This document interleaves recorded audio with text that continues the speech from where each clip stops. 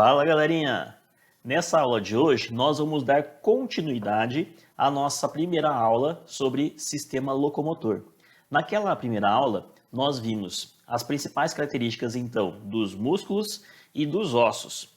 Agora nessa aula de hoje nós vamos falar sobre as articulações, então a formação de tendões e a formação então de ligamentos. Tudo isso formado por tecido conjuntivo. Além disso, nós vamos ver agora a atuação desses três conjuntos, de músculos, ossos e das articulações, para a realização desses movimentos. Então se liga nessa aula de hoje, que ela vai finalizar aquele conteúdo que começamos sobre sistema locomotor. Bora lá! Bom, vamos lá pessoal, vamos começar a nossa aula falando sobre sistema locomotor. Essa é a segunda parte da aula. A primeira parte nós falamos sobre músculo e sobre ossos. Agora nós vamos falar sobre articulação e sobre o movimento então do sistema locomotor. Como que todas essas três partes, articulações, ossos e músculos, elas se combinam em sua função para promover a locomoção do nosso corpo. Bom, esse mesmo slide eu coloquei na aula passada, só para mostrar para vocês então e relembrar qual é a função do sistema locomotor, que é o conjunto de órgãos para desempenhar a função de movimentação do nosso corpo. Ele é controlado pelo sistema nervoso, tanto o central quanto o periférico. Nós vamos detalhar bem isso quando nós falarmos sobre sistema nervoso. E ele também é formado por músculos, ossos e articulações. Nessa aula, então, desses três componentes aí, vamos falar sobre articulações. Bom, começando então. As articulações, elas são caracterizadas pelo encontro entre estruturas ósseas, entre um osso onde ele se encaixa com outro osso. Nessas articulações, são regiões que costumam ter movimento. Então, onde um osso se encontra com outro osso, geralmente, eu falo geralmente porque tem algumas exceções, são regiões onde pode-se haver um dobramento, onde pode-se haver uma amplitude de movimento. Então, nessas regiões nós chamamos de articulações. Como que essas articulações elas são feitas?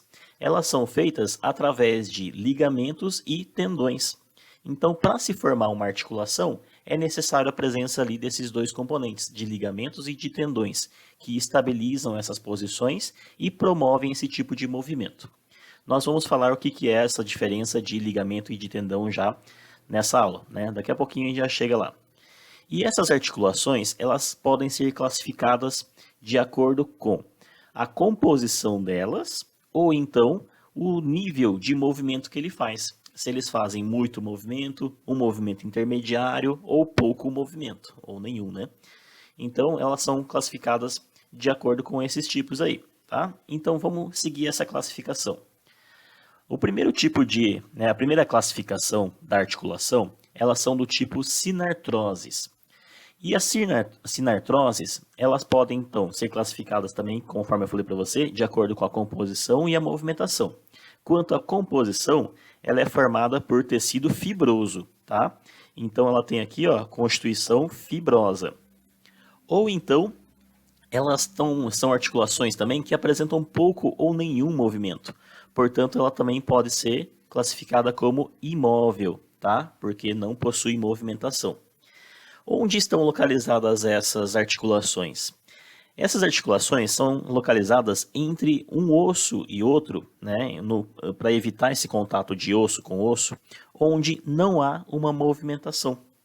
Então, elas não têm essa função de promover essa amplitude de movimento, mas sim de a função de proteção, para evitar com que um osso ele se encontre diretamente com outro osso, evitando assim o atrito e o desgaste entre eles. Bom, o principal exemplo dessas sinartroses é a sutura do crânio. Dá uma olhadinha nessa figura aqui ao lado. Então você tem o crânio visto de cima, tá? Uma vista aérea aqui, superior do crânio. E aí, quando a gente olha isso, nós vemos aqui como se fossem costuras, aqui na região do crânio.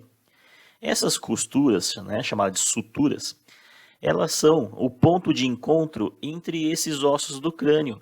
Porque quando a gente nasce, o recém-nascido ali, esses ossos aqui, eles não estão colados um no outro, eles estão separados. Isso para, né, ter uma certa flexibilidade ali do crânio e também, né, para acompanhar o crescimento do volume cerebral. Então, do recém-nascido até ela chegar na idade adulta, o volume do cérebro ele vai aumentar, né, o tamanho.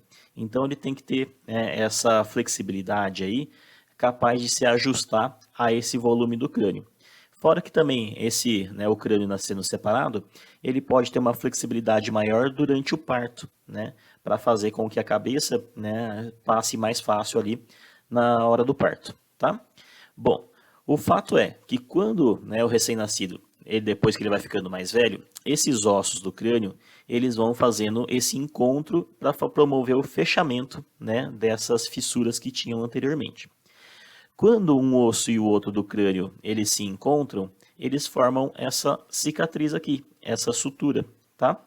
E nesse ponto de encontro, para não encostar um osso direto com o outro, então ó, aqui, aqui, nessa região, para cá e para cá, eles têm uma articulação no meio formada por um tecido fibroso, tá? Esse tecido fibroso com uma grande concentração de colágeno ali, tá bom? Bom, continuando então. A próxima classificação ela é chamada de anfiartrose. E essa anfiartrose ela tem uma composição cartilaginosa, então ela é formada por tecido cartilaginoso, e também pode ter uma classificação conforme a movimentação do tipo semimóvel. Ou seja, ela apresenta agora aqui uma movimentação maior que o grupo anterior da sinertrose, porém não é tão grande assim quanto o próximo grupo das de artrose. O exemplo clássico dessas anfiartrose são os discos intervertebrais. Aquele disco de cartilagem presente entre uma vértebra e outra na nossa coluna vertebral. Ela tem a função do quê? Ela tem a função de evitar o desgaste, né, de atrito de um osso contra o outro, tá, de uma vértebra com outra. Ela tem também a função de ampliar essa movimentação, então fornecer maior amplitude do movimento da nossa coluna vertebral. É por isso que a gente consegue dobrar ela de um lado para o outro, se curvar, tá? E ela também tem a função de proteger contra o impacto, né? Então todo o nosso peso, o peso do nosso corpo, ela pressiona as vértebras uma contra a outra, né? Então essa gravidade ali que nos puxa para o centro da Terra, ela faz uma pressão nesses ossos das vértebras. E essa articulação, né, de discos intervertebrais, elas atuam também como amortecedores, tá? Protegendo também contra essa força aí. Tudo bem? Ela é formada por tecido cartilaginoso, principalmente do tipo hialina, né? Uma cartilagem hialina. O que é a cartilagem hialina? Se nós pararmos para relembrar lá o tecido cartilaginoso, quando eu expliquei isso para vocês, é aquela cartilagem em que ela apresenta uma concentração intermediária tanto de fibras elastina quanto de fibras colágeno, né? A fibra colágeno que dá uma certa rigidez e a elastina que dá essa flexibilidade, tá? Então ela tem essa composição aí intermediária na composição das duas fibras, tá? Na quantidade, perdão, das duas fibras. E a última classificação aqui de articulações é do tipo diartrose. E as diartroses, conforme a composição, ela pode ser classificada como sinovial, tá? Esse sinovial é porque elas têm um líquido dentro delas, chamado de líquido sinovial ou fluido sinovial, tá? Esse líquido ele tem essa função justamente para servir como um amortecedor, para absorção de impactos, tá? Então, você já consegue ver que ela é uma articulação que ela tem uma flexibilidade, uma elasticidade muito maior. Graças a isso é que essas articulações elas também podem ser classificadas como móvel, tá? Então elas têm bastante amplitude de movimento. E, né, se a gente parar para ver onde, né, elas estão aí, elas estão principalmente nessas articulações de membros, né? Então nas nossas pernas e braços, mãos ali, tá? Todas essas que têm uma amplitude maior de movimento são formadas então por essas articulações do tipo sinovial ou móvel ou então diartrose, que é o nome correto delas. Ok, minha gente? Bom, vamos continuar então, seguindo aqui na nossa aula. Falando agora sobre ligamentos, né, que é o primeiro tipo que faz a estabilização dessas articulações, tá? É o primeiro fator. que são ligamentos? Eles são cordões fibrosos, resistentes, né? Então ela tem uma grande resistência à tração, formado, né, por um conjunto de fibras elásticas e fibras de colágeno. Então tem muita elastina e muito colágeno nessa composição, tá? O que servem esses ligamentos? A função deles é unir osso a um outro osso. Então muitas vezes quando a gente pensa num esqueleto, né, aí a gente vê aqueles desenhos lá em que vem tem um esqueleto que está indo atrás de uma pessoa, esses desenhos de Halloween, essas coisas, né? Aí vem uma pessoa, tromba, né, com aquele esqueleto e ele se desmonta inteiro. Começa a sair esses ossos, um separa do outro, né? O nosso esqueleto, ele não está simplesmente um monte de osso empilhado sobre ele. Ele precisa ter uma ligação, né, entre osso e osso. Essa ligação entre os ossos, ela se dá por meio de ligamentos. É como se fossem pequenas cordinhas ali que prendem, né, amarram um osso no outro, tá? Então, isso são ligamentos. Aqui eu coloquei um exemplo clássico, né, de ligamentos do joelho. Aqui no ligamento do joelho, né, a gente escuta falar muito desses ligamentos do joelho quando a gente vê o pessoal ligado a esporte, né? Vira e mexe, esportistas aí começam a ter problemas nesses ligamentos, jogadores de futebol, né? E aí fala, o fulano lá rompeu o ligamento cruzado posterior, o cruzado anterior, né? Então vamos dar uma olhadinha nessa região aqui do joelho, como que estão esses ligamentos. Olha só, no joelho nós temos ali basicamente 4 ligamentos ali, né, bem extensos, bem importantes. Temos mais um pouquinho ali, né, mas os 4 que eu vou citar são esses aqui. Esses ligamentos, né, por que tanto ligamento desse jeito? O joelho é uma região em que talvez ela receba a maior carga, né, do nosso corpo. Por quê? Porque ela sustenta praticamente o peso do nosso corpo. Toda a nossa movimentação ali, principalmente quando a gente pratica algum esporte, né, e ele recai sobre o nosso joelho. Tá? Então essa movimentação ela precisa estar muito bem estabilizada e muito bem feita, né? Os ossos têm que estar muito bem presos. Então para isso nós temos aqui, ó, o ligamento, tá? Cruzado anterior, que é esse ligamento que passa aqui nessa região aqui ó, da frente, na região anterior, tá? Cruzado por quê? Porque ela sai dessa pontinha aqui dessa epífise do fêmur e vai se ligar nessa pontinha cruzada para o lado oposto aqui ó, do menisco, tá? Já nós temos lá atrás, né, na parte de trás, por isso que é posterior, nós temos o ligamento cruzado posterior, que ele se liga lá daquele outro lado e vem cruzando, né, para essa pontinha do menisco, tá bom? Então esses dois são os ligamentos cruzados, ele faz um X ali, ó, né, na região do nosso joelho. Além disso, nós temos os ligamentos que dão essa estabilização lateralmente, tá? Que é o ligamento lateral. Então nós temos o ligamento colateral lateral e o ligamento colateral medial, tá? São esses dois aqui, ó, que vão, né, de um lado para o outro, da parte de fora, vamos dizer assim, e da parte de dentro do nosso joelho, tá bom?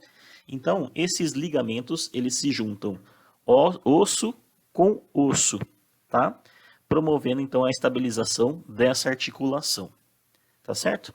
Aqui dá pra gente, né, conferir mais alguns ossos aí, né? Mais um osso importante, ó. Nós temos o ossinho aqui, ó, da ponta, chamada de patela. Antigamente o pessoal chamava de rótula, né?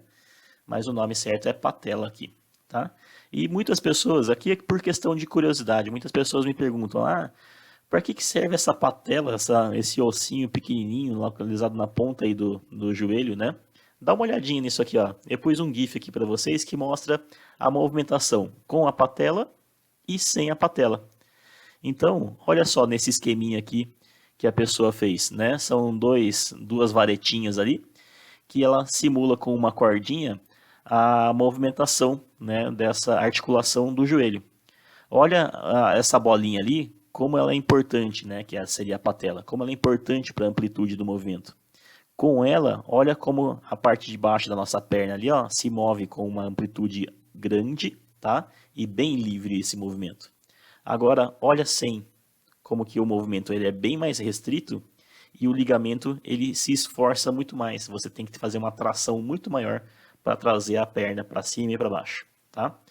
É só uma questão de curiosidade, porque algumas pessoas acabam não vendo a importância dessa patela para a movimentação, mas ela é muito importante, tá bom? Continuando então. Agora vamos para os tendões, né? Falamos sobre ligamento que liga osso com osso. E o que seria o tendão? O tendão também é formado por tecido conjuntivo, né, fibroso, só que aqui a função dele é unir músculo com osso. Então eu falei que o osso tem que estar preso com o outro para não sair desmontando, igual esses desenhos com esqueletos aí, né? Só que aí, pensa, quem que vai fazer a movimentação do nosso corpo? Não é a musculatura? Não é o músculo que tem esse papel ativo de contrair e relaxar? Se ele só se contrair e relaxar, mas ele não estiver ligado, né, nas suas extremidades, uma ponta e outra ponta, o músculo simplesmente vai ficar se contraindo e relaxando solto ali no nosso corpo. Não, ele precisa se contrair para quê? Para puxar uma estrutura.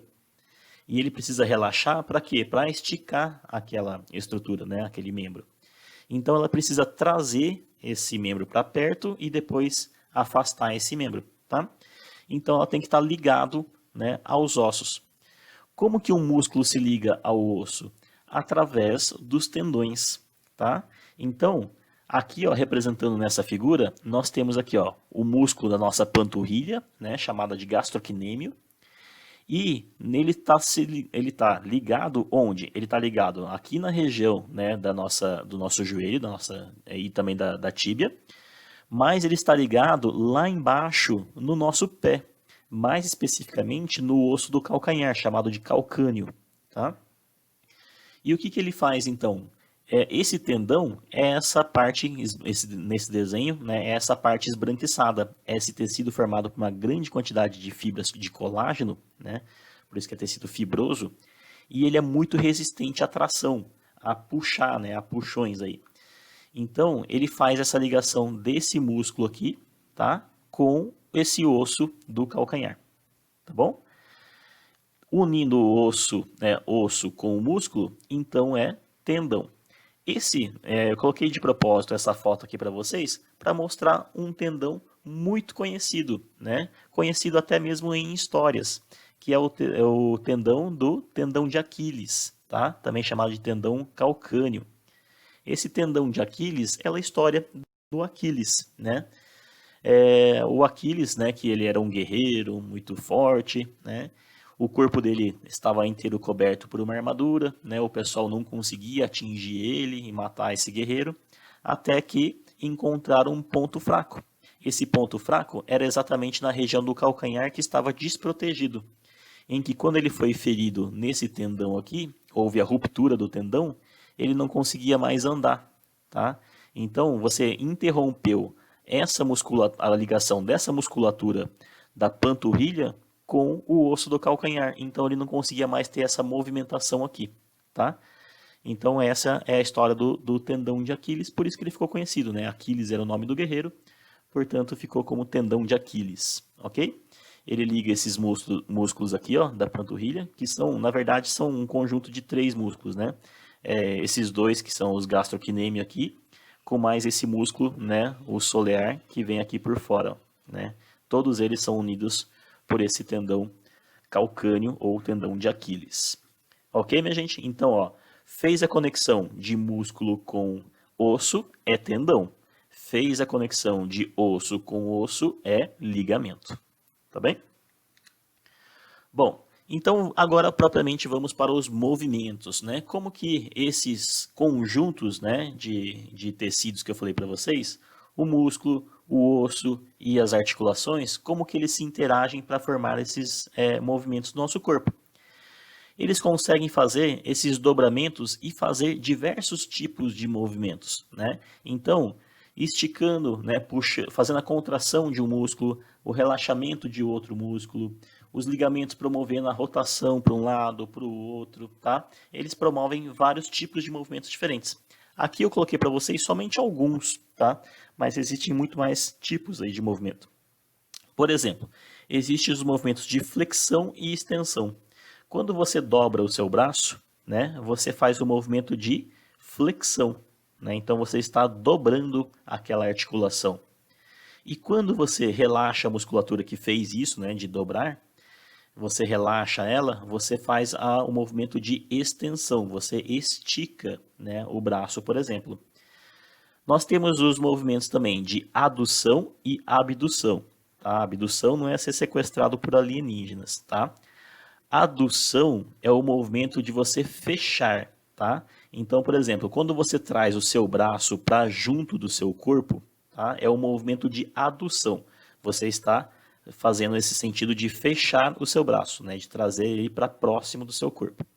E quando você abre os braços, você está fazendo um movimento de afastamento do seu membro em relação ao eixo do seu corpo, então é um movimento de abdução, tá? Já os movimentos de rotação. Rotação, é girar no eixo. Sim, concordo. Só que nós temos dois tipos de movimento. O movimento de rotação medial e o movimento de rotação lateral. Eu costumo falar que o movimento de rotação medial é aquela rotação que você traz para dentro do seu corpo. Se você girar o polegar, né, em direção ao seu corpo, é um movimento então de rotação medial. Se você pegar a ponta do seu dedão e trazer ele para dentro do eixo do seu corpo, também é uma rotação medial, tá? Também chamada de pronação. Agora, se você faz esse movimento de rotação, então você faz a rotação do seu braço jogando o seu polegar para fora, né, do seu corpo, afastando do eixo do seu corpo, é uma rotação lateral, também chamada de supinação, tá? Então aqui nós temos a pronação, quando ele faz a rotação para dentro, e a supinação, quando ele faz essa rotação para fora. E existem mais movimentos, conforme eu já falei para vocês, tá? Bom, essas movimentações, elas são feitas através da atuação. Você faz essa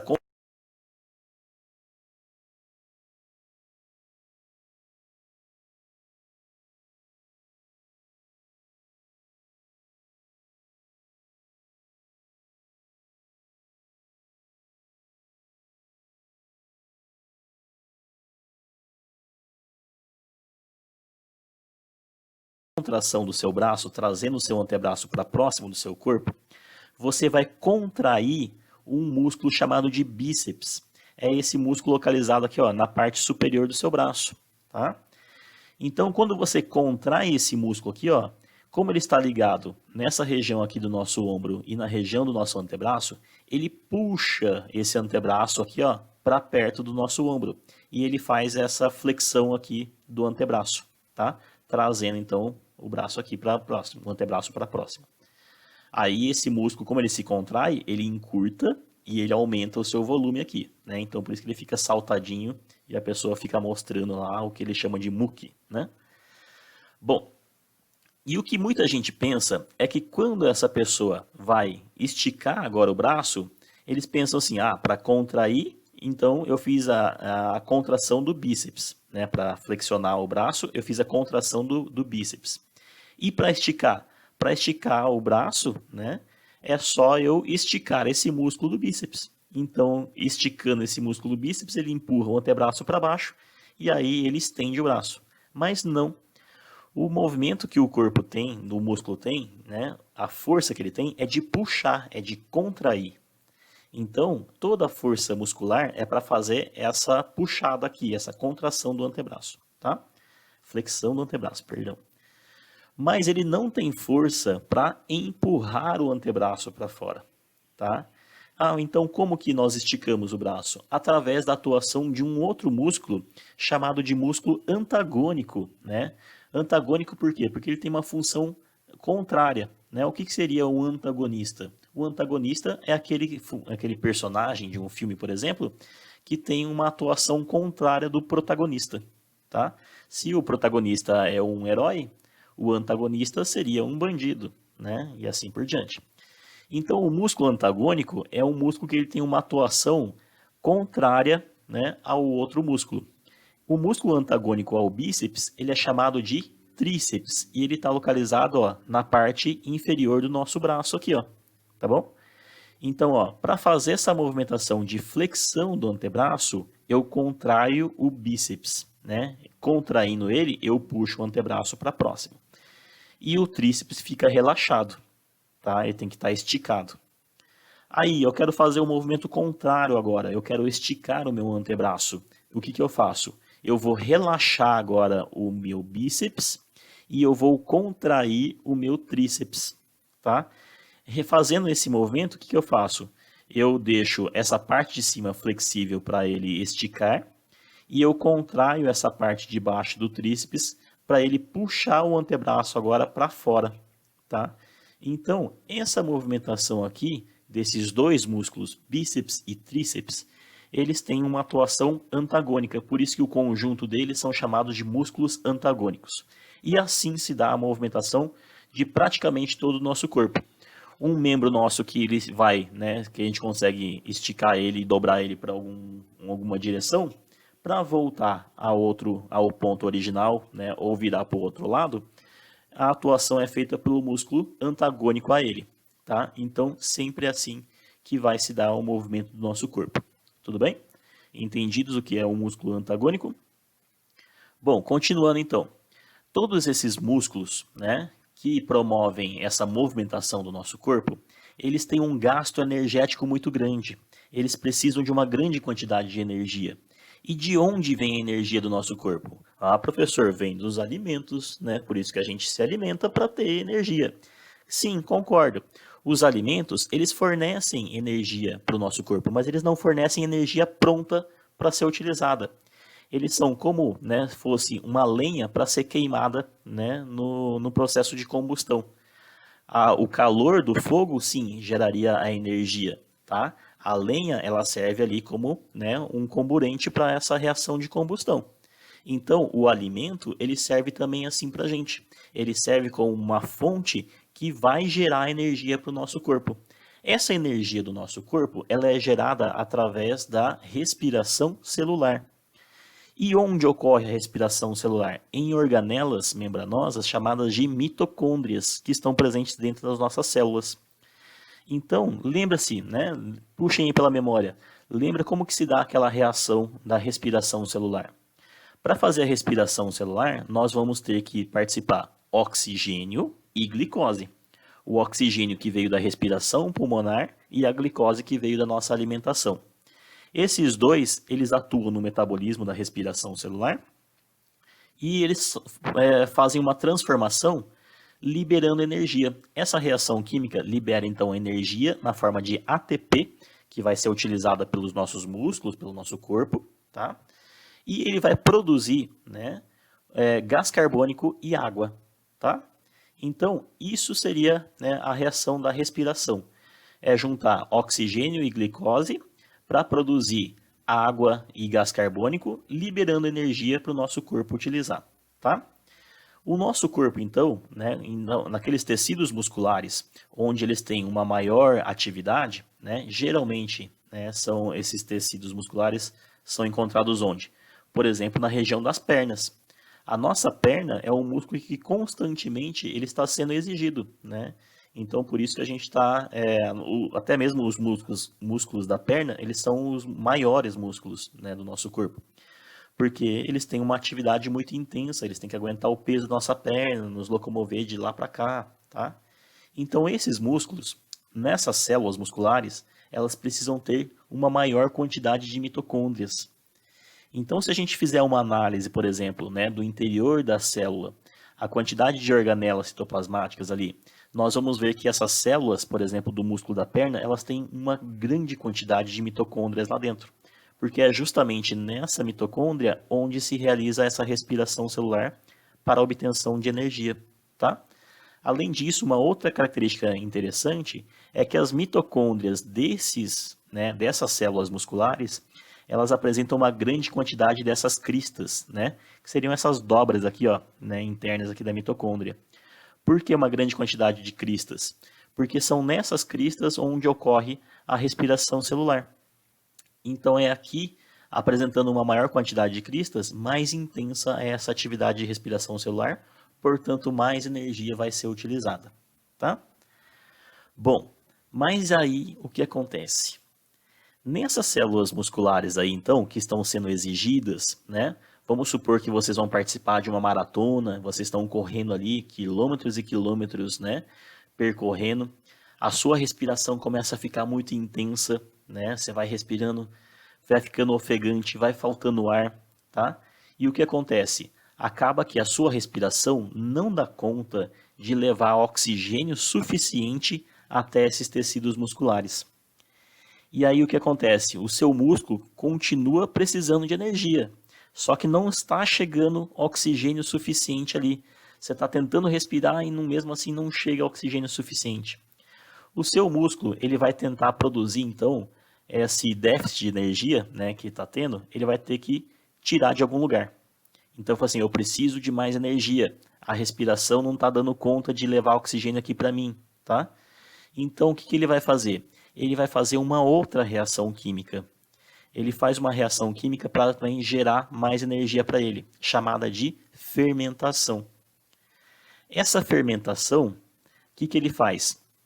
Ele transforma a glicose, né, na ausência de oxigênio, então não tem oxigênio ali, ele transforma essa glicose em ácido lático, tá? Nesse processo de transformação de glicose em ácido lático, ele consegue liberar a energia que o nosso corpo utiliza. Só que temos um problema. O acúmulo de ácido lático, né, que vai sendo produzido, ele pode simplesmente travar essa musculatura. Ele impede essa movimentação de actina e miosina dentro das células musculares, ocasionando para a gente a nossa cãibra. Certo? Então, o que acontece?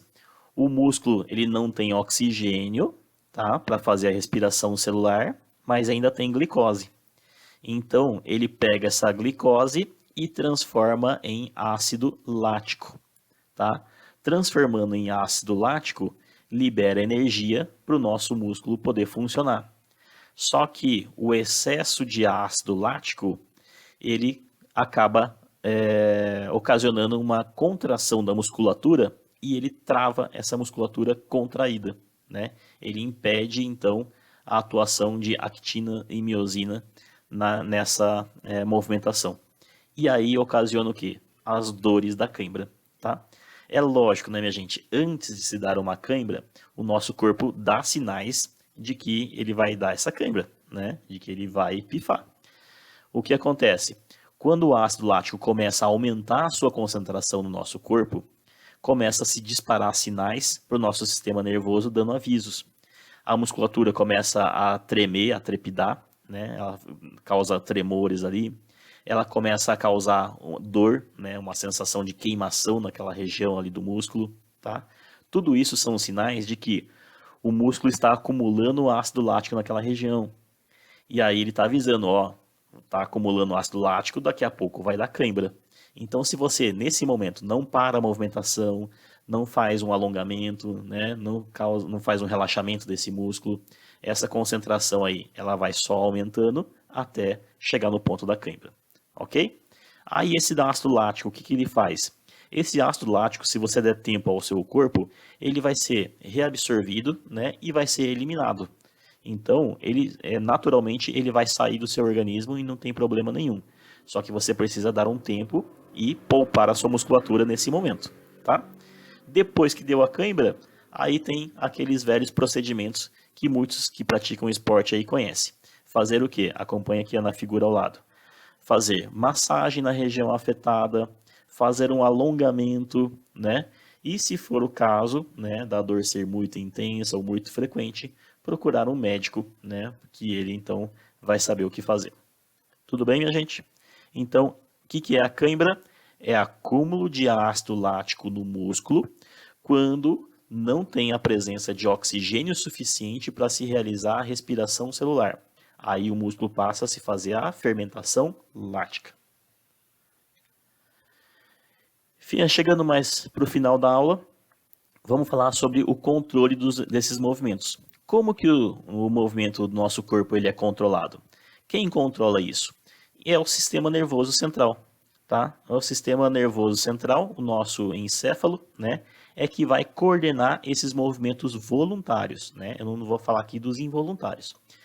Então, todo movimento do nosso corpo voluntário tem esse processamento do nosso sistema nervoso central, tá?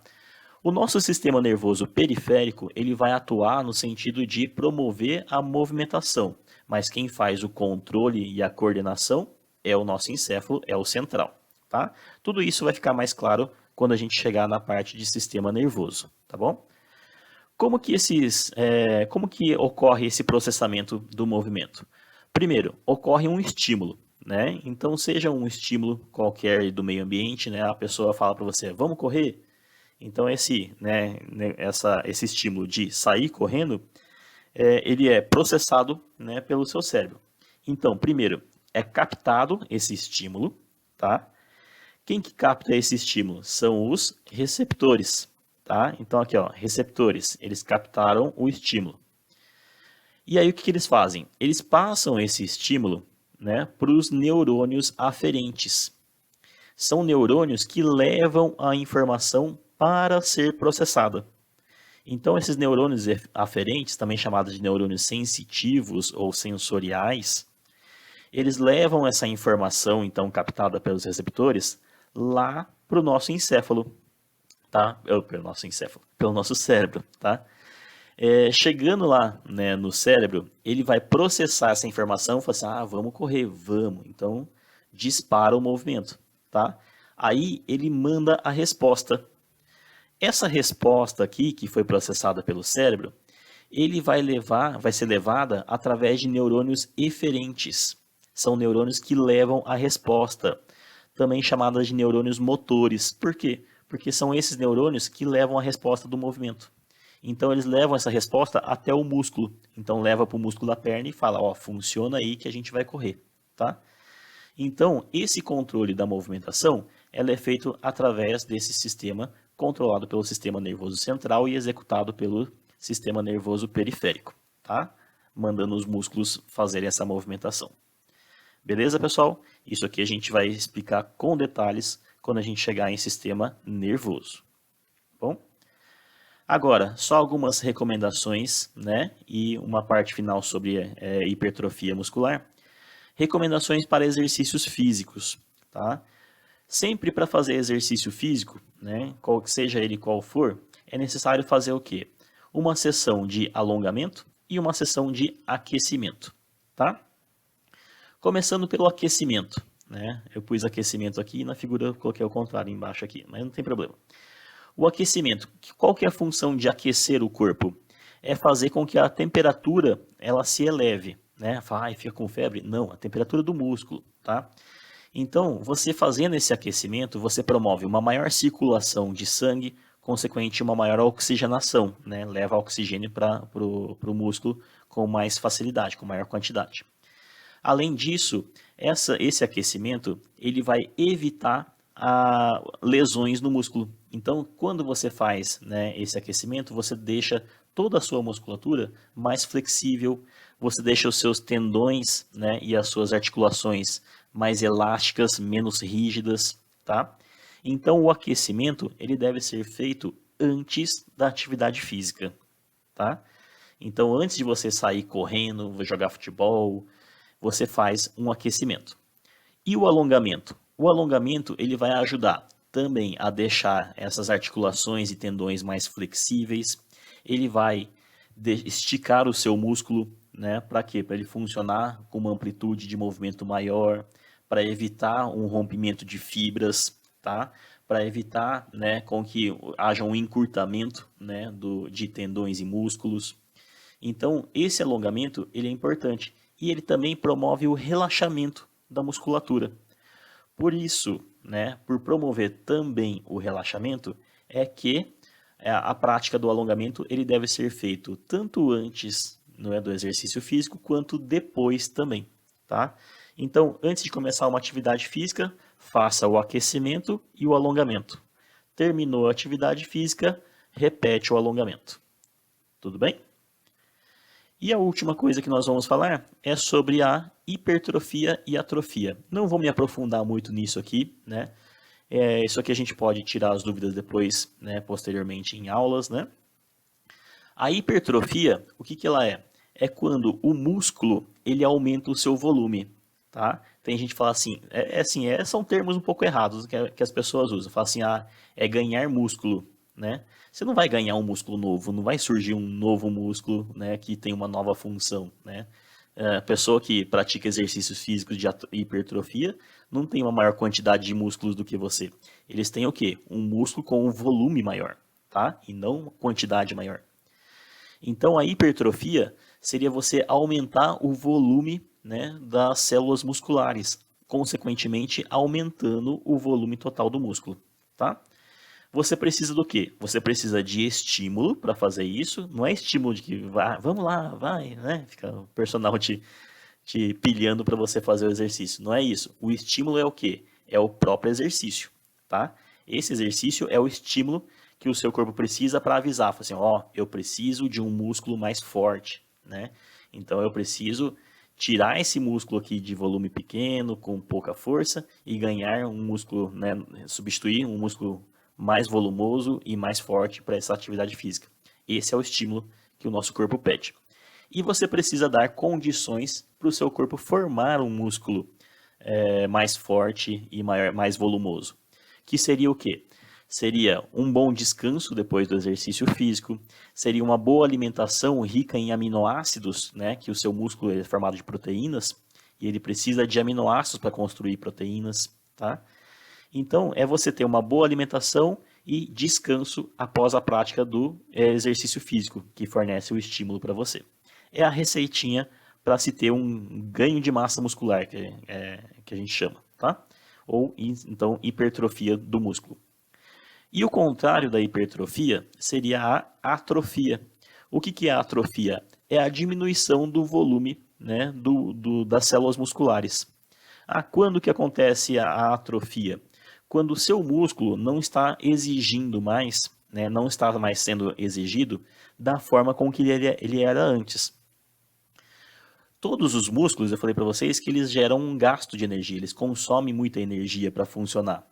Se o seu corpo ele não está utilizando, né, o potencial daquele músculo, o que ele acontece? Ele começa gradualmente a substituir essas células musculares mais volumosas por células musculares menos volumosas. Por quê? Porque vai gastar menos energia, já que o seu corpo não está utilizando tanto.